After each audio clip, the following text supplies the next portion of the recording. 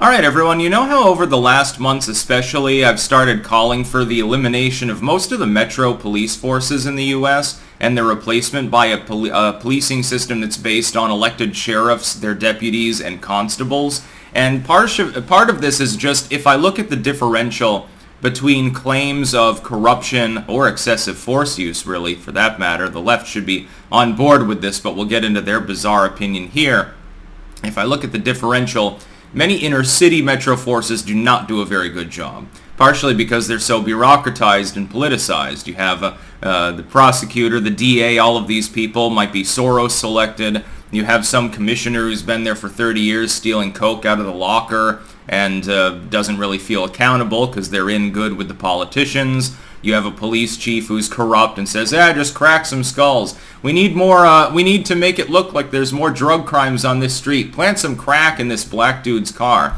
And these are prevalent issues in some police forces. Not usually smaller town forces, but certainly within metropolitan areas. New York, the LAPD is the greatest example. Seattle, places like that, St. Louis. Real crime is ignored, and fake crimes are created to make up the difference, political favor peddling, etc.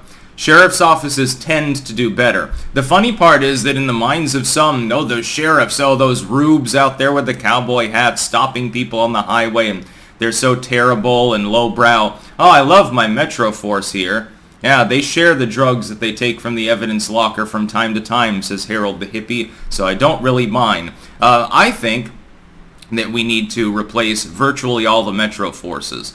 At a bare minimum, you should have a mass expansion of sheriffs, constables, and deputies. I've had interactions with them before. They've always been amicable. It's not really a problem. Link in the description. Archived, of course. I guess the leftoids are enraged right now. They've concocted another Blue Anon conspiracy theory. The rise of far-right extremists among sheriff's departments. Oh no, you mean that sheriffs that are elected somewhere out in buttfuck Wyoming might be right-leaning?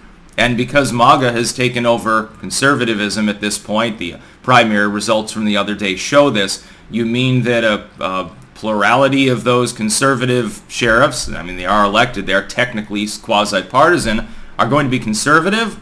Oh my god, gag me with a spoon, that sounds so terrible. Why is it then that their forces do such a better job, generally speaking, than the blue state inner city commissioners in far blue cities, places like Chicago or LA? Why is it that that differential exists, and why would you be caring about this? I would think it would be a very liberal position to suggest to people that instead of having a very bureaucratic inner-city police force with zero accountability, in which an officer might not live in the same borough or the same area that they police, that they should come from the same area and that's their area generally of operations unless there's some catastrophe that's broken loose.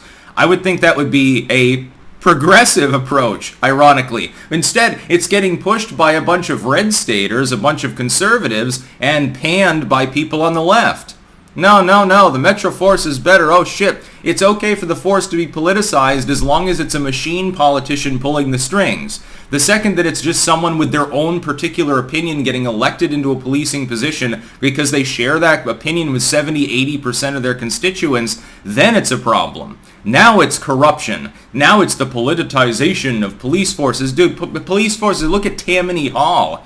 Police forces have constantly been entangled, especially in city areas, with machine politics. It doesn't matter if it's a one-horse town where the sheriff is also the judge and literally a member of the jury at the same time, and probably the executioner if you try to escape.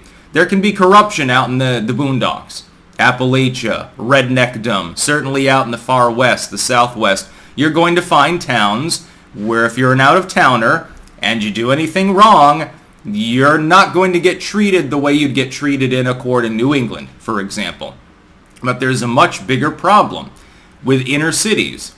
A significant proportion of the U.S. population lives in a couple dozen major metropolitan zones in the United States. The majority of the population is subject to a metropolitan force. It's not the sheriff and a couple of deputies out in the hinterlands. That's a minority of the United States population. So why don't we focus on the corruption of the inner city forces and the hyper-regulation, the bureaucratic bloat, and all of the other problems that come attendant with it?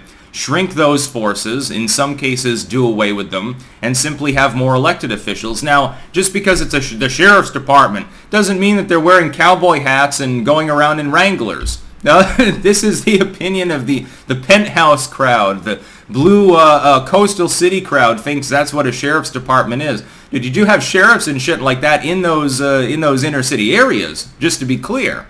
It's just that they're pushed to the background. They're not as important as the centrally funded, commissioner-led, centralized forces. How many different, distinct police chiefs are in just Manhattan, for example?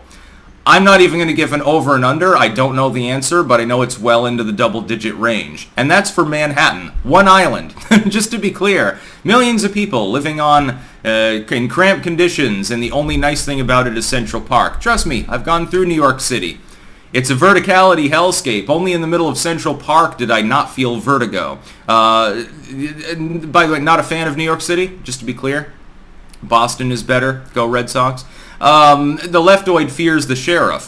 What I'm not understanding is why. Other than the stereotype of the cowboy hat and the Jeep or the big-ass SUV, probably with a coal roller on the side, and some dude swaggers out with his cowboy boots on. He's pretending that it's 1902. He's Wild Bill Hickok, and he's going to gun you down, you cattle rustler. But that's a stereotype. I mean, these people do have internet access. You do realize. I hear they have running water. I hear they have televisions now and refrigeration systems. They don't live in sod houses with primitive pine board floors. That seems to be what the people in parts of the country believe about, like, the Old West and the Midwest and everything else to the West. And, I mean, do you extend that to New England?